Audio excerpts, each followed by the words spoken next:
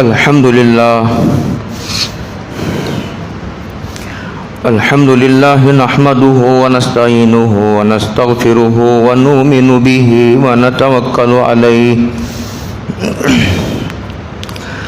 ونعوذ بالله من شرور أنفسنا ومن سيئات أعمالنا من يهده الله فلا مضل له ومن يضلله فلا هادي له ونشهد أن لا إله إلا الله وحده لا شريك له لا ضد له ولا ند له لا مثل له ولا مثال له ونشهد أن سيدنا وسندنا ونبينا ومولانا محمدا عبده ورسوله أرسله الله تعالى إلى الناس كافة بشيرا ونذيرا بين يدي الساعة من يطع الله ورسوله فقد رشد واهتدى ومن يعص الله ورسوله فقد ضل وغوى أعوذ بالله من الشيطان الرجيم بسم الله الرحمن الرحيم يا أيها الذين آمنوا من يرتد منكم عن دينه فسوف يأتي الله بقوم يحبهم ويحبونه أذلة على المؤمنين أعزة على الكافرين يجاهدون في سبيل الله ولا يخافون لومة لائم ذلك فضل الله يؤتيه من يشاء والله واسع عليم صدق اللہ مولانا العظیم. قابل قدر بزرگوں، دوستوں، بھائیوں، السلام علیکم ورحمۃ اللہ وبرکاتہ. یہ سورہ مائدہ کی ایک آیت کریمہ ہے.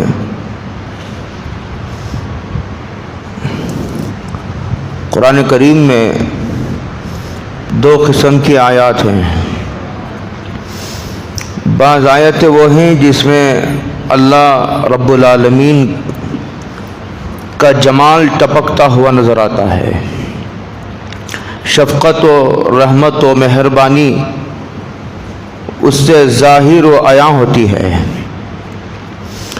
بعض آیتوں میں اللہ رب العزت والجلال کا جلال، غصہ اور غیرت ظاہر ہوتی ہے. یہ آیت انہی آیتوں میں سے ہے.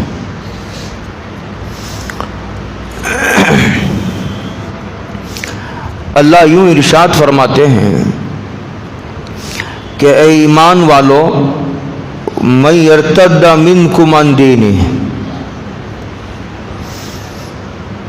تم میں جو آدمی دین سے پھر جائے گا یعنی مرتد ہو جائے گا. اتنا کہہ کر اس کا جواب ذکر نہیں کیا، اتنا کہہ کر اس کے آگے ایک دوسرا ہی مضمون بیان کیا ہے. تم میں جو آدمی مرتد ہو جائے گا، یہ مضمون مکمل تو نہیں ہے. اس مضمون کو مکمل کرنے کے لیے ایک اور جملے کی ضرورت ہے. وہ یہ ہے کہ اگر تم دین چھوڑ کر دین کی خدمت سے جی چراؤ گے اور دین چھوڑ کر چلے جاؤ گے، دین کو پسند نہیں کرو گے، اس کی حفاظت و اشاعت کے کام نہیں آؤ گے، تو اللہ تعالیٰ کا کچھ نہیں بگڑے گا. یہ محذوف ہے وہاں. اب بات مکمل ہو گئی. دین کی خدمت کرنے کی ہم کو ضرورت ہے، اللہ کی عبادت کرنے کی ہم کو ضرورت ہے. اللہ نہ ہماری عبادت کا محتاج ہے اور نہ اس کو ہماری دینی خدمات کی ضرورت ہے. من عمل صالحا فلنفسه ومن اساء فعليها وَمَن يَشْكُرْ فَإِنَّمَا يَشْكُرُ لِنَفْسِهِ وَمَن كَفَرَ فَإِنَّ اللَّهَ غَنِيٌّ حَمِيدٌ۔ جو آدمی نیک عمل کرے گا تو وہ اپنے نفع کے لیے کرے گا، اس کا نفع اسی کی طرف لوٹ کر کے آئے گا۔ جو آدمی اللہ تعالیٰ کی نعمتوں کی قدردانی کرے گا اس کا وہی نفع اٹھائے گا کہ اس کی نعمتیں باقی رہیں گی، نعمتوں میں اضافہ ہوگا، توفیقات کے سلسلے کو اللہ تعالیٰ دراز کریں گے۔ آج ایک عمل کی توفیق ہوئی تھی تو اگر آدمی نے اس عمل کی قدردانی کی، اسے ڈھنگ سے نبھایا، اس کا حق ادا کرنے کی اس نے کوشش کی، تو اللہ تعالیٰ مزید توفیق اسے دیں گے، مزید اعمال کی توفیق دیں گے۔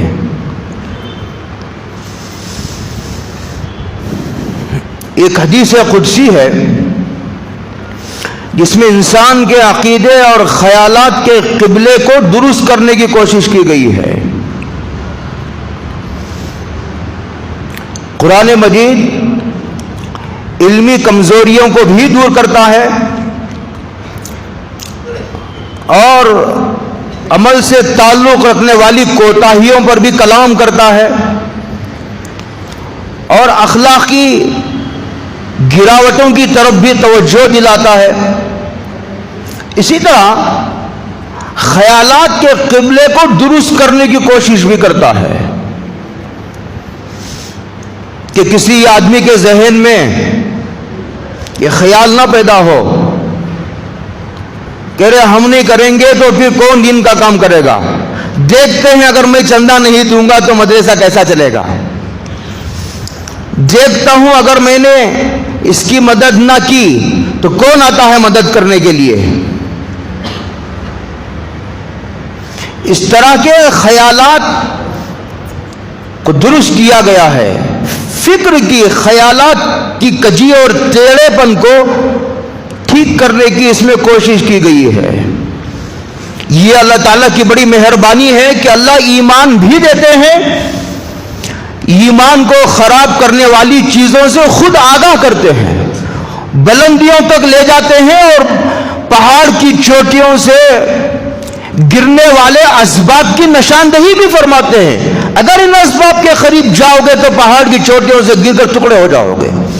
یہ کمال مہربانی ہے، یہ مہربانی در مہربانی ہے، یہ شفقت در شفقت ہے کہ ایمان کی راہ بھی وہی بتاتے ہیں، انبیاء کو بھیجتے ہیں اور کتابوں کو نازل فرماتے ہیں، اپنے نیک بندوں کے ذریعے اصلاح و تربیت کا کام بھی لیتے ہیں اور لوگوں کو ایمان سے محروم ہونے والے اسباب کی نشاندہی بھی فرماتے ہیں۔ یہ کمال مہربانی ہے اللہ کی۔ ایک حدیث میں حدیث قدسی ہے، حدیث قدسی اس حدیث کو کہتے ہیں جس میں اللہ رب العالمین، یہ اللہ کے رسول حضرت رسول اللہ صلی اللہ علیہ وسلم اللہ کا حوالہ دے کر کوئی بات بیان ارشاد فرمائے کہ اللہ یوں فرماتے ہیں، اللہ یوں فرماتے ہیں۔ جب حضور اللہ کا حوالہ دے کر کوئی بات ارشاد فرمائے تو اس کو حدیث قدسی کہتے ہیں۔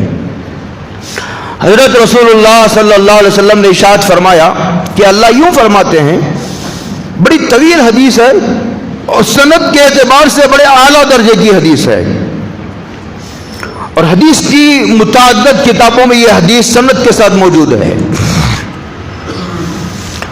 اللہ کہتے ہیں تم انسانوں، تم سارے کے سارے اس بات پر جمع ہو جاؤ، اس بات پر متفق ہو جاؤ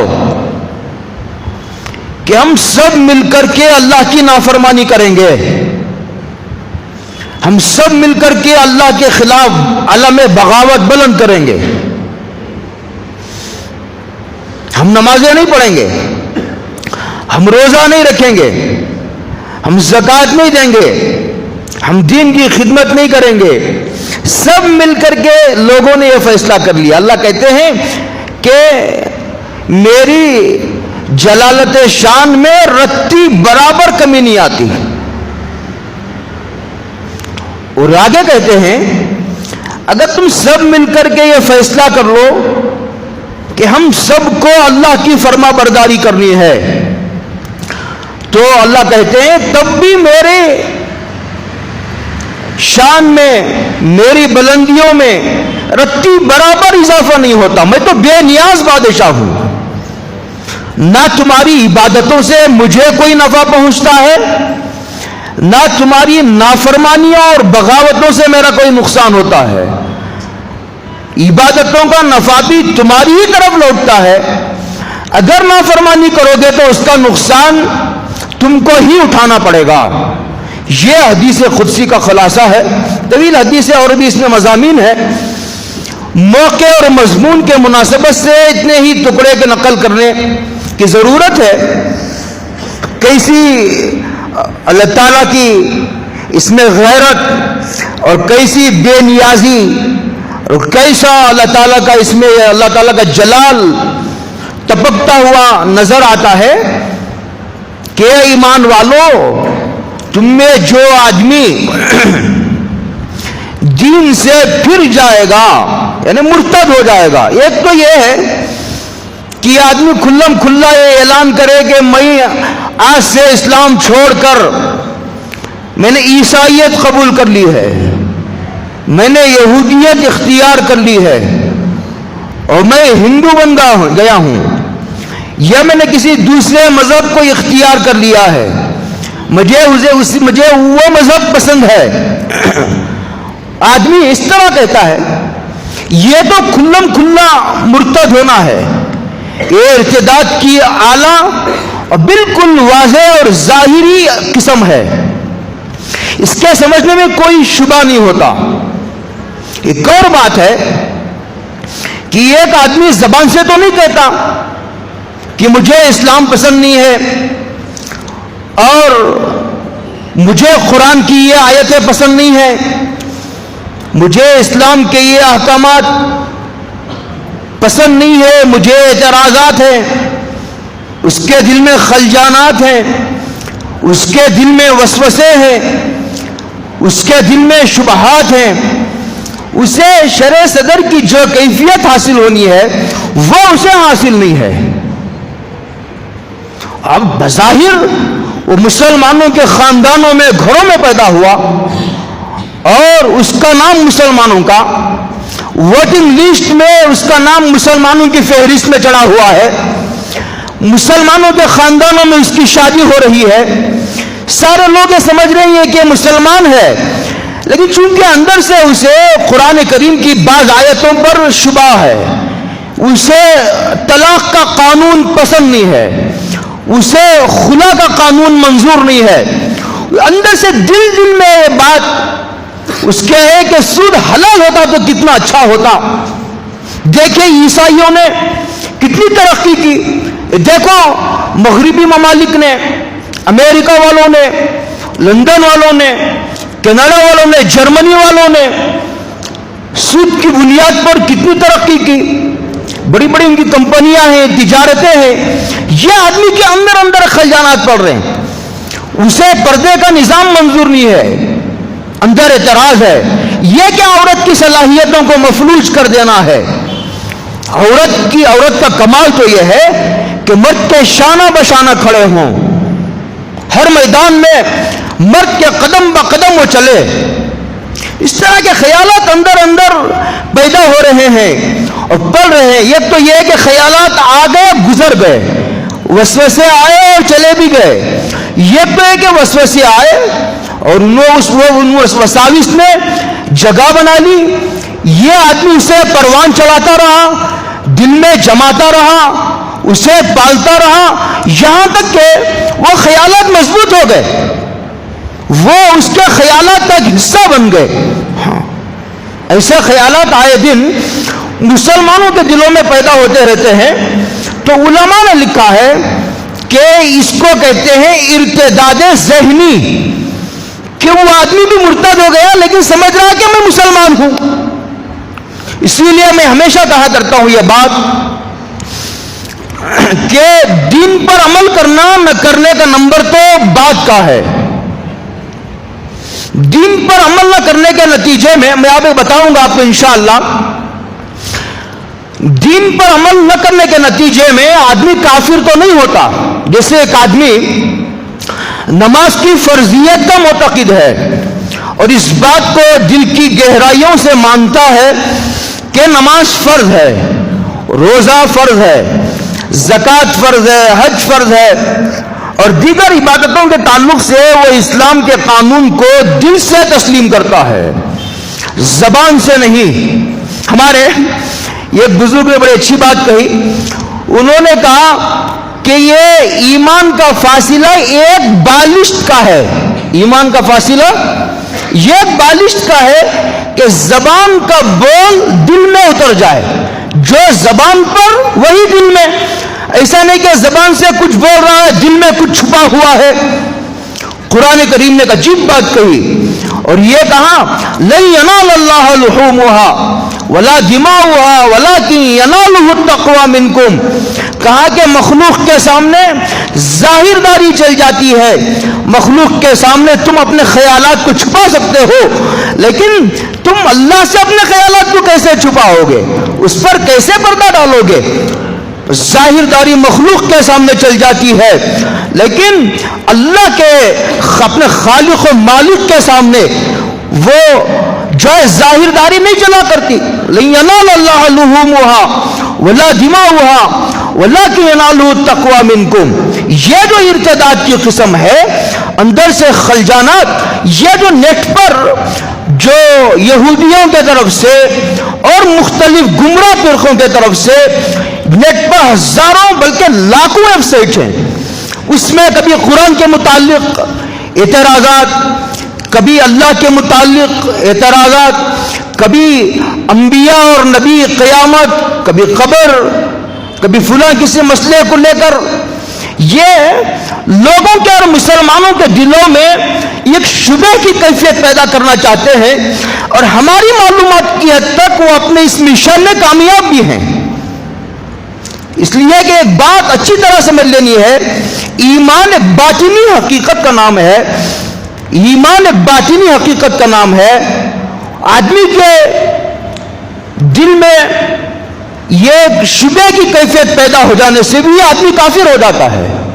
یہ تو کھلم کھلا انکار کرنا ہے جس کی میں تفصیل عرض کر چکا ہوں. ایک شبہ میں مبتلا ہو جانا. کوئی آدمی کہتا ہے ارے ایک نبی اور بھی آ سکتا ہے، کسی نے شبہ ڈال دیا، اس نے اپنے دلائل پیش کیے تو ایک آدمی نے اس کو سنا اور سننے کے بعد اس کے دل میں خیالات پیدا ہوئے، گو وسوسے کے درجے میں سے ہی. سننے کے بعد وہ اس پر غور کرتا رہا یہاں تک کہ اس کے وہ خیالات مضبوط ہو گئے، دل میں جم گئے، تو اس کے ایمان کو خطرہ لاحق ہوا. یہ شبہات پیدا کرنے کی کوشش اس لیے کہ وہ جانتے ہیں کہ ایمان کے تعلق سے یا عقائد کے باب میں اسلام کے کسی عقیدے سے کے تعلق سے آدمی کے دل میں اگر شبہ پیدا ہو گیا تو اس کے ایمان میں خلل پیدا ہو جائے گا. تو یہ ارتداد کی دوسری قسم ہے جس کو ذہنی ارتداد کہا جاتا ہے. اسی لیے میں کہا کرتا ہوں عمل کا نمبر تو بہت بعد میں آتا ہے، دوسرے نمبر کا ہے. ایک آدمی نماز کی فرضیت کا معتقد ہے، زکوٰۃ اور روزے کی فرضیت کا معتقد ہے، پڑھتا نہیں نماز لیکن یہ مانتا ہے کہ نماز فرض ہے، تو اس کو گنہگار کہیں گے، کافر نہیں کہیں گے. لیکن ایک آدمی یہ کہ وہ اس نماز کی فرضیت ہی کا منکر ہے، وہ روزے کی فرضیت ہی کا منکر ہے، وہ زکوٰۃ کی فرضیت ہی کا منکر ہے، تو اب اس کو اپنے ایمان کے خیر منانا چاہیے. اب اس کا ایمان باقی نہیں ہے، وہ اندر سے اب کافر ہو چکا ہے. جیسے کہ میں نے ابھی کہا مسلمانوں کا نام رکھ لینے کا نام مسلمان نہیں ہے. مسلمانوں کے گھروں میں پیدا ہو جانا یہ جہنم سے بچنے کے لیے اور جنت میں جانے کے لیے کافی نہیں ہے. اس لیے کہ قیامت میں جو فیصلے ہوں گے یہ آئی ڈی کارڈ جو ہے جس کی بنیاد پر ووٹ ڈالا جاتا ہے اس بنیاد پر میدان محشر میں فیصلے نہیں ہوں گے. دل کے ایمان و نفاق کی بنیاد پر فیصلے ہوں گے۔ قرآن کریم کی ایک عجیب و غریب آیت ہے سورہ عادیات کی، اس میں اللہ یوں فرمایا وَحُصِّلَ مَا فِي الصُّدُورِ، قیامت میں اللہ کیا کریں گے؟ اس کے دل کے اندر، اس لیے کہ ایمان ایک چھپی ہوئی حقیقت ہے، نظر نہیں آتا۔ بتاؤ بھائی تمہارے ایمان کو بتاؤ کہاں ہے ایمان، بھائی بتاؤ تمہارے کفر کو بتاؤ کہاں ہے کفر، بتاؤ تمہارا نفاق کو کہاں ہے، ایمان ہے، کفر ہے، نفاق ہے، یا اس کے بالکل برعکس اللہ کی محبت ہے، وفاداری ہے، یہ سب ایک چھپی ہوئی حقیقتیں ہیں۔ علامتوں سے اور قرائن سے ظاہری اعمال کی بنیاد پر اس کو پہچانا جا سکتا ہے۔ تو قیامت کے دن جو فیصلے ہوں گے وہ دل کے ایمان و کفر کی بنیاد پر فیصلے ہوں گے۔ اس ایمان کو نکال کر بتایا جائے گا دیکھو تمہارے دل میں ایمان ہے، اور اس کو جنت میں بھیجنے کا فیصلہ سنایا جائے گا۔ اور اسی طرح جس کے دل میں نفاق و کفر چھپا ہوا ہوگا اسے نکالا جائے گا، اور انتظامی طور پر، اس لیے کہ وہاں جو فیصلے ہوں گے وہاں وہ انتظامی اعتبار سے بھی کامل و مکمل ہوں گے۔ اتمام حجت کر دیا جائے گا کہ سامنے والے کو بھی یہ اطمینان ہو جائے گا کہ ہاں میں جہنم ہی کا مستحق ہوں۔ جیسے کہ قرآن کریم کی ایک آیت ہے سورہ بنی اسرائیل کی، کہتے ہیں اقرا کتابک کفا بنفسک اليوم علیک حسیبا، قیامت کے دن نامہ اعمال اسے دیا جائے گا اور کہا جائے گا کہ پڑھ، تو خود پڑھ کر تو ٹھنڈے دل سے، ٹھنڈے دماغ سے یہ فیصلہ لے کہ تو جہنمی ہے یا جنتی ہے، تو خود اپنے فیصلے کے لیے کافی ہے۔ اقرا کتابک، ایک اور اس سے طاقتور لب و لہجے میں قرآن کریم نے ایک جگہ اور کلام کیا اور یہ کہا وَأُرِزُوا عَلَىٰ رَبِّكَ صَفًّا لَقَدْ جِئْتُمُونَا كَمَا خَلَقْنَاكُمْ أَوَّلَ مَرَّةٍ بَلْ زَعَمْتُمْ أَن لَّن نَّجْعَلَ لَكُم مَّوْعِدًا وَأُوذِيَ الْكِتَابَ فَتَرَى الْمُجْرِمِينَ مُشْفِقِينَ مِمَّا فِيهِ وَيَقُولُونَ يَا وَيْلَتَنَا مَا لِهَٰذَا الْكِتَابِ، جب نامہ اعمال آدمی کو دکھایا جائے گا، انسان کی زندگی کا فلم چلا دیا جائے گا۔ ہمارے پڑوس ملک کے ڈاکٹر عبدالحی صاحب رحمۃ اللہ علیہ جو حضرت تھانوی کے اجل خلفاء میں سے تھے، انہوں نے بڑی پیاری تعبیر کہی، بڑی پیاری تعبیر میں بڑے اچھے انداز میں خوبصورتی سے اس کو سمجھایا کہ قیامت کے دن انسان کی زندگی کی فلم چلا دی جائے گی۔ انسان اچھے عمل کر کے بھی بھول جاتا ہے، برے عمل کر کے بھی بھول جاتا ہے، لیکن نسیان یہ اللہ پر طاری نہیں ہوتا۔ اللہ کو نیند نہیں آتی، اللہ کو اونگ نہیں آتی، تو کہا گیا کہ وہاں جو میدان محشر میں جب حساب و کتاب ہوگا، ترازو رکھی جائے گی، وہاں پر لوگوں کو ان کے نامہ اعمال دیے جائیں گے، تو یہ لوگ دیکھ کر کے کافر، منافق، مجرم کیا کہیں گے؟ ارے اس کتاب کو کیا ہو گیا کہ اس نے نہ اچھا عمل چھوڑا، نہ برا عمل چھوڑا، نہ چھوٹا نہ بڑا، نہ انفرادی نہ اجتماعی، نہ جلوت کا نہ خلوت کا، کوئی عمل نہیں چھوڑا، سب کے سارے اعمال اس میں لکھے ہوئے محفوظ ہیں۔ ما لہذا الکتاب، یہ کہا گیا وہاں دکھایا جائے گا، دکھا کر اس کی بنیاد پر فیصلے لیے جائیں گے۔ تو میں یہ کہہ رہا تھا یہ ذہنی ارتداد ہے، اوپر سے آیتوں کا جو ربط ہے ماقبل میں بہت دور سے جو چلا رہا ہے وہ یہ ہے کہ یہود و نصارہ سے دوستی نہ گانٹھو، ان کے مجلسوں میں نہ جاؤ، ان کی باتیں نہ سنو، ان کے بیانات میں نہ جاؤ، اور ان سے دلی و قلبی تعلق نہ پیدا کرو، ورنہ وہ اپنا اثر دکھا کر کے رہے گی، جلدی یا دیر سے۔ ہاں، گمراہ فرقوں کے، گمراہ لوگوں کی مجلسوں میں جانا، ان کا لٹریچر مطالعہ کرنا، ان کے بیانات سننا، ان سے دوستیاں گانٹھنا اور ان سے قلبی اور دلی تعلق رکھنا، یہ اثر دکھائے بغیر نہیں رہتی۔ بری صحبتوں کی مثال ایسے ہے جیسے سڑی ہوئی غذا کھانا ہے۔ ایک آدمی سڑی ہوئی غذا کھاتا ہے تو اس کے اثرات خون میں پیدا ہو جاتے ہیں، اسی طرح آدمی بری صحبتیں اختیار کرتا ہے تو انسانی طبیعت میں اللہ نے یہ بات رکھی ہے، انسانی طبیعتوں میں، کہ وہ چوری کرتی ہے، استراق جسے عربی میں کہا جاتا ہے، ایک آدمی کے ساتھ بیٹھتا ہے، بیٹھتے بیٹھتے اسے کہا جاتا ہے نا کہ خربوزہ سے رنگ پکڑتا ہے، اس کے اثرات غیر شعوری طور پر اس کے اندر منتقل ہوتے ہیں، دلوں کے درمیان باریک راستے ہوتے ہیں جو نظر تو نہیں آتے لیکن اس کے اثرات برابر ہر لمحہ منتقل ہوتے رہتے ہیں، اسی لیے ان بری صحبتوں سے بچنے کی ضرورت ہے۔ مجھے ایک قصہ یاد آیا موقع کی مناسبت سے، وہ قصہ بہت ہی مفید ہے اور آپ توجہ سے سنیں گے۔ مکہ میں ایک واقعہ پیش آیا، اس سے پہلے بھی کسی وقت میں نے سنایا ہے۔ بات جب ارتداد کی چھڑ گئی ہے اسے ذرا تفصیل سے بیان کرنا ہی ضروری ہے۔ علی میاں صاحب نے رحمت اللہ علیہ نے بڑے عجیب بات لکھی ہے، وہ یہ لکھا، بڑا طویل خطاب ہے ان کا جو تقریباً 3-4 گھنٹے کا ہے، اس کا ایک جملہ آپ کو سناتا ہوں۔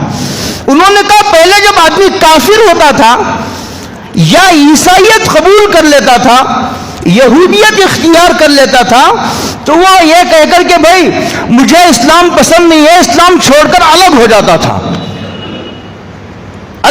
تھا۔ لیکن ابھی یہ ہے کہ آدمی دنیاوی مفادات کے خاطر کہ اگر میں اسلام میں نے چھوڑ دیا میں جائیداد سے محروم ہو جاؤں گا، یا نہیں تو خاندان میں میری کوئی عزت و آبرو باقی نہیں رہے گی، یا نہیں تو لوگ مجھے تانا دیں گے، یا مجھے لڑکی نہیں دیں گے، اس طرح کے جو بھی مفادات ہوں اس کی خاطر آدمی اندر کفر و نفاق کو چھپائے ہوئے ہے، حالانکہ وہ اندر سے کافر ہو چکا ہے، لیکن سارے لوگ خاندان والے بھی یہ سمجھ رہے ہیں کہ یہ مسلمان ہے، ساری دنیا یہ سمجھ رہی کہ یہ مسلمان ہے۔ اسی طرح سے ایک واقعہ میں آپ کو سناتا ہوں، مکہ میں حضرت تھانوی نے اسے نقل کیا ہے، اور ایک بات یاد رکھو تاریخی اعتبار سے کہ حضرت تھانوی رحمۃ اللہ علیہ قصوں کے نقل کرنے میں بہت متقن ہے، قابل اعتماد ہیں۔ یہ ہندوستان کے وہ عالم دین ہیں جو قصوں کے نقل کرنے بھی بہت بھروسہ مند ثابت ہوئے ہیں، یہ اس درجے کے عالم ہیں۔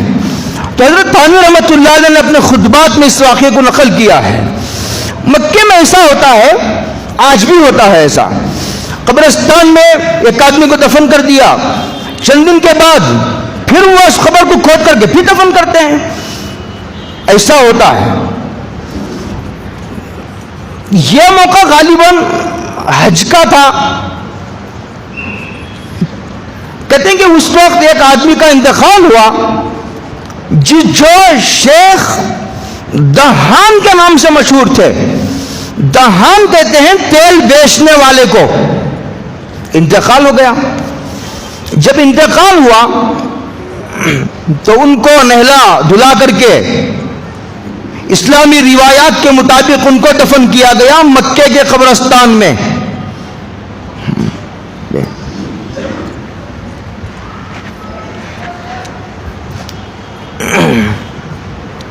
دفن کرنے کے بعد بات آئی، ختم ہو گئی۔ اس کے بعد ایک اور آدمی کا انتقال ہوا چند دن کے بعد، تو دفن کرنے کے لیے اسی قبر کو کھولا گیا جو بھی چند دن پہلے دفن کیا گیا تھا۔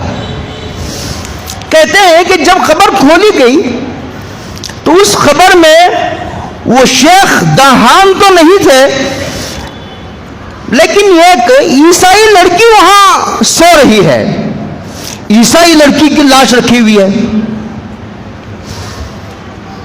سارے لوگ بڑے حیران ہوئے، ارے چند دن پہلے ہی یہاں قبر بنائی گئی تھی اور شیخ دہان کو یہاں دفن کیا گیا تھا، یہ کیا عجیب و غریب معاملہ ہوا۔ شور مچا، ہنگامہ برپا ہوا، دھوم مچی، سارے لوگ دیکھنے کے لیے آئے۔ تو اتفاق سے اس وقت جرمنی سے ایک صاحب حج کرنے کے لیے آئے تھے، موقع حج کا تھا، وہ بھی دیکھنے پہنچے۔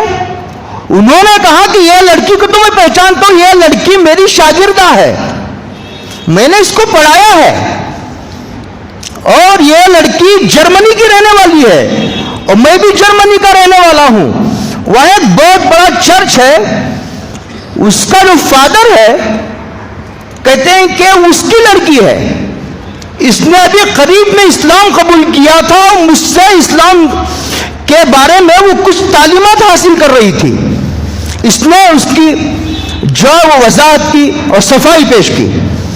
یہ سارا واقعہ پیش آیا، حکومت کے کارندے بھی جمع ہو گئے۔ بڑا عجیب و غریب بات ہے، جس خبر میں ہم نے مسلمان کو دفن کیا تھا وہ لاش تو غائب ہے، اور یہ ایک عیسائی لڑکی کی لاش۔ اچھا، اس جرمنی کے اس آدمی نے یہ بھی کہا کہ اس کا انتقال ہوا جرمنی میں، اس کے کفن دفن میں میں بھی شریک تھا، اس کو یہ لڑکی کا انتقال بھی جرمنی میں ہوا اور جرمنی ہی کے قبرستان میں سے دفن بھی کیا گیا تھا۔